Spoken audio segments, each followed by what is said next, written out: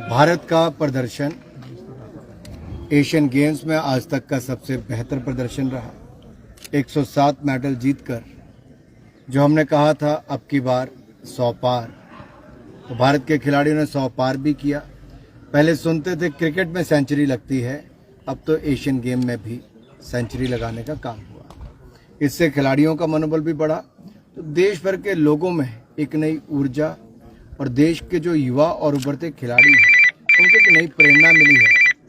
और इससे आने वाले समय में हम देखेंगे खेलों में और निवेश भी होगा, खेलों में और खिलाड़ी भी आएंगे और खेलों की सुविधाओं में और भी लोग अपना सहयोग दे पाएंगे।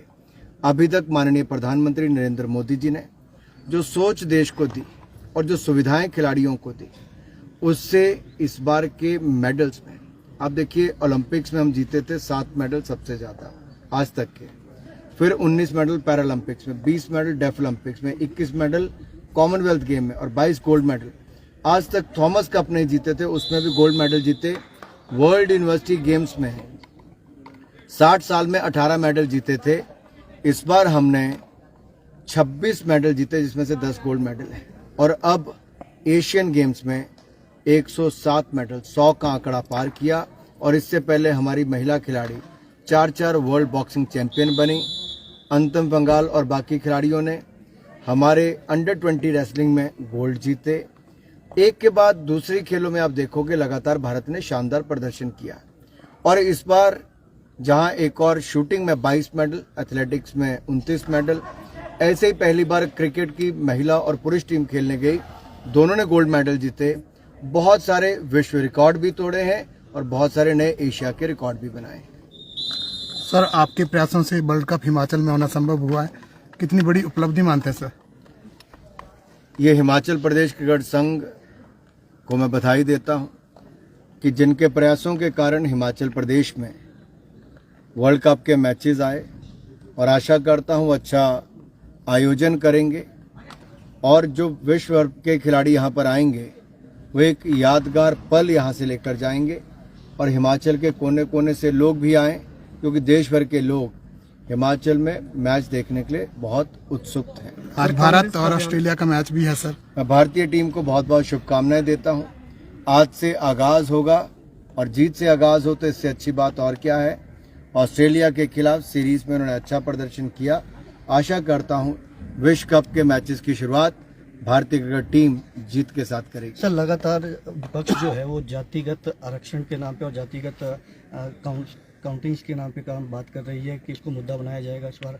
जब विपक्ष के पास अपना भ्रष्ट चेहरा छिपाने के लिए कुछ नहीं बचा, तो उन्होंने यूपीए का नाम बदलकर इंडी गठबंधन रख लिया, यानी कि अहंकार और घमंड से भरा हुआ घमंडिया गठबंधन। और उसमें ओबीसी समाज के लिए जो शब्दों का प्रयोग श्रीमान राहुल गांधी जी ने किया वो देश के सामने पता है। उनकी सदस्यता लोकसभा की जब गई तो उसी के चलते गई। अहंकार इतना कि अभी तक माफी नहीं मांगी ओबीसी समाज से। ये क्या करेंगे? ये तो सारी उम्र कहते रहे गरीबी हटाओ, गरीबी हटाओ, गरीब मिटा दिया था इन लोगों ने। आज देखिए बिहार का क्या हाल है, पश्चिम बंगाल का क्या हाल है। ये लोगों के पास जब दिखाने के लिए कुछ नहीं, ये एडमिनिस्ट्रेशन में फेल हो गए, सरकार में आके पूरी तरह फेल हो गए, तब अब जाति का आधार ले रहे हैं। लेकिन मैं कहूंगा सबसे बड़ी जाति गरीब है और गरीब के कल्याण के लिए मोदी सरकार प्रतिबद्ध है। मोदी सरकार ने गरीबों के लिए जो काम किया वो किसी जाति धर्म संप्रदाय के हों, उसके कारण 13.5 करोड़ गरीब मात्र पिछले 6 साल के अंदर गरीबी रेखा से बाहर आए हैं। 4 करोड़ पक्के मकान मिले, 12 करोड़ शौचालय बने, 13 करोड़ घरों को नल से जल पहुंचा और 9.5 करोड़ बहनों को रसोई गैस के सिलेंडर उज्ज्वला योजना में मिले और कुल मिला के 18.5 करोड़ नए रसोई गैस के सिलेंडर मिले। इसके साथ साथ 80 करोड़ लोगों को 2.5 साल तक मुफ्त में अनाज, 220 करोड़ वैक्सीन मुफ्त में, 5 लाख का इलाज आयुष्मान भारत योजना में, ये सब मुफ्त में मिला जी। ये मोदी सरकार ने दिया, लेकिन जाति देखकर नहीं दिया, गरीबी देखकर दिया है। सर, पिछले दिनों मध्य प्रदेश में उप मुख्यमंत्री हमीरपुर दौरे पर आए, उनका कहना था प्रदेश में इतनी आपदा आई, ना प्रधानमंत्री आए ना होम मिनिस्टर आए, और जो मोदी प्रदेश को दूसरा घर मानते हैं। मैं इतना ही कहूँगा, आपदा के समय बढ़ चढ़कर अगर सहयोग किसी ने किया तो भारत सरकार ने। सबसे पहले मदद करने कोई आई तो भारत सरकार, चाहे एनडीआरएफ की टीमें थी, चाहे एयरफोर्स के हेलीकॉप्टर थे, चाहे 13 आपदा के लिए टीमों को एनडीआरएफ की तरफ से लगाना, या 862 करोड़ रुपया भारत सरकार की ओर से राज्य की सरकार को मदद के रूप में देना, और उसके बाद 2700 करोड़ रुपया सड़कों के लिए देना। 11,000 मकान हिमाचल प्रदेश को मिले जी, आज तक नहीं मिले थे। 5,000 एक बार दिए, 6,000 उसके ऊपर अतिरिक्त दिए कि जितनों के मकान का नुकसान हुआ उनको 1.5 लाख भारत सरकार की ओर से आ गया। क्या ये किसी खाते में नहीं? मनरेगा की योजना में जितने रास्ते, जितने डंगे बन रहे हैं, ये भारत सरकार ने मंजूरी दी है जी। ये पैसा भारत सरकार दे रही है। और मोदी जी ने स्वयं, गृह मंत्री ने स्वयं मुख्यमंत्री जी से एक बार ने कई बार बात करके कुशल प्रेम भी जाना और उसके बाद सहायता भी की।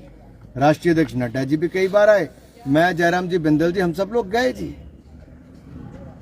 लेकिन हम करने में विश्वास करते हैं, दिखावे में नहीं। सर, हिमाचल में खेलों को बढ़ावा देने के लिए अनुराग ठाकुर किस तरह की योजनाओं पे काम कर रहे हैं सर?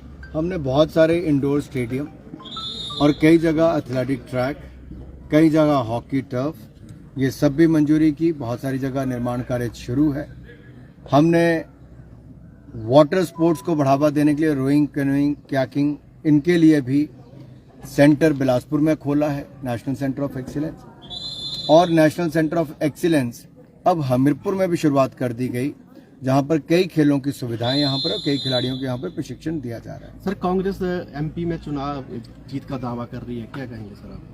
जीत का दावा तो देश में भी करती थी 2014 में और 19 में। जितने राज्यों के चुनाव हो रहे हैं, भारतीय जनता पार्टी वहां पर शानदार प्रदर्शन करेगी। सर, राजस्थान के सीएम का कहना है कि कहीं ना कहीं उपराष्ट्रपति और जो बड़े पद पे जो बैठे हैं संवैधानिक पद पे, वो भी बीजेपी का प्रचार करने में लगे। देखिए, मुझे लगता है ये हार से पहले की हड़बड़ाहट, घबराहट, लड़खड़ाहट, ये सब है। क्योंकि राजस्थान का बंटाधार अशोक गहलोत जी ने कर दिया है।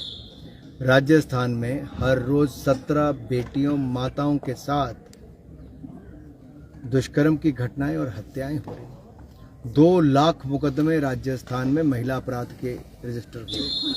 35,000 बेटियों के साथ दुष्कर्म की घटना हुई। हजारों बेटियों और महिलाओं को मौत के घाट दुष्कर्म के बाद उतार दिया गया। दलित, अनुसूचित जाति और जनजाति की महिलाएं, कितना अपराध उनके खिलाफ हुआ है।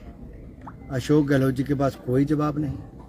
राहुल गांधी जी, प्रियंका गांधी जी, सोनिया गांधी जी ने बिल्कुल आंखें बंद कर रखी है और राजस्थान में अत्याचार, अत्याचार, अत्याचार और भ्रष्टाचार, भ्रष्टाचार, भ्रष्टाचार ही चल रहा है।